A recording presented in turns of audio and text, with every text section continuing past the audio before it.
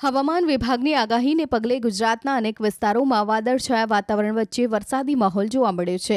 વલસાડ, સેલવાસ, અંબાજી અને બનાસકાંઠાના વિવિધ વિસ્તારોમાં વરસાદી ઝાપટા પડ્યા હતા, તો કેટલાક વિસ્તારોમાં ભારે પવન સાથે બરફના કરા પણ પડ્યા છે.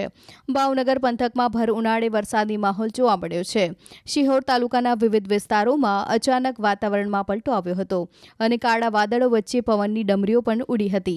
જોરદાર પવનની લહેરકી બાદ કાજાવદર, જાંબાળા, ટાણા, સણોસરા સહિતના ગામોમાં વરસાદ પડ્યો હતો. તો આ તરફ પડોશમાં આવેલા સંઘપ્રદેશ દાદરાનગર હવેલીમાં પણ વાતાવરણમાં પલટો જોવામાં આવ્યો હતો.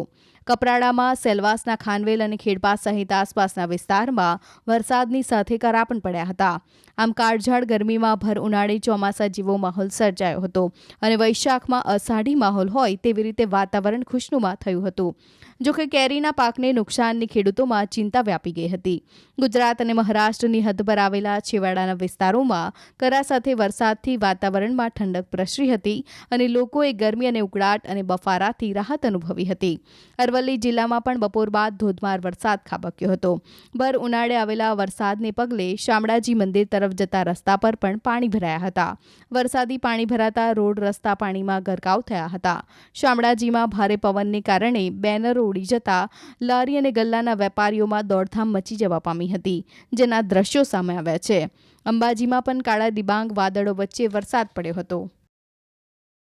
હવામાન વિભાગે વરસાદની આગાહી કરી છે તે જોતાં શક્તિપીઠ અંબાજી ધામમાં આજે બપોર બાદ એકાએક વાતાવરણમાં પલટો જોવા મળી રહ્યો છે અને દિવસભરની જે ગરમી હતી, ગરમી બાદ હળવા વરસાદના છાંટાની શરૂઆત થવા પામી છે. આપણે ચોક્કસ બતાવવા માંગીશ કે હજી પણ જે રીતે આકાશમાં કાળા ડિબાંગ વાદળો જે છવાયેલા જોવા મળી રહ્યા છે, જે વરસાદના ભરેલા વાદળો જોવા મળી રહ્યા છે અને હજી પણ વધુ વરસાદ પડે તેવી શક્યતા લાગી રહી છે. ને હાલ તબક્કે આપણે બતાવીશ કે જે રીતે વરસાદ જે હાલ તબક્કે ધીમી ધારે એટલે કે હળવો વરસાદ જે પડી રહ્યો છે એ વરસાદના પગલે છે વાતાવરણમાં ચોક્કસપણે ગરમીમાં આંશિક રાહત ચોક્કસપણે મળી છે. પણ ક્યાંક ને ક્યાંક કહેવાય છે કે આ જે કમોસમી વરસાદ છે, જે હાલ તબક્કે ભર ઉનાળામાં જે વરસાદ વરસી રહ્યો છે તેને લઈને ખેડૂતોનો પણ ક્યાંક ને ક્યાંક ચિંતામાં વધારો જોવા મળી રહ્યો છે.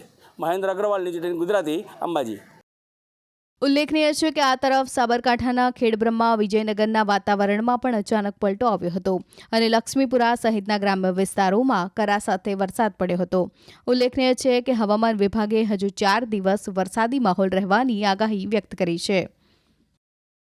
आने वाले दिनों के लिए जो फोरकास्ट दिया गया गुजरात स्टेट के लिए वो डे 1 से लेकर डे 3 तक गुजरात रीजन और सौराष्ट्र रीजन के आइसोलेटेड प्लेसेस पे लाइट रेन होने का पूर्वानुमान दिया गया है.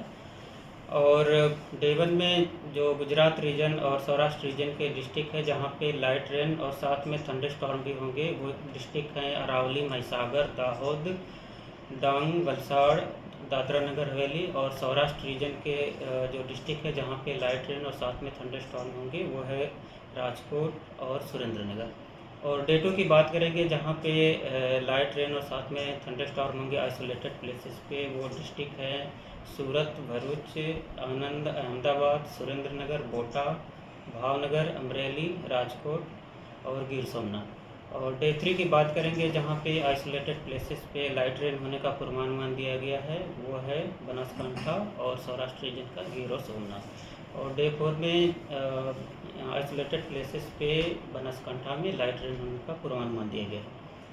और आज जो आइसोलेटेड प्लेसेस पे रेन साथ में थंडर स्टॉर्म होंगे वो होंगे एक साइक्लोनिक सर्कुलेशन बना हुआ है नॉर्थ वेस्ट मध्य प्रदेश के ऊपर, जिसके कारण आइसोलेटेड प्लेसेस पे गुजरात और सौराष्ट्र रीजन के इन जिलों में बारिश होगी.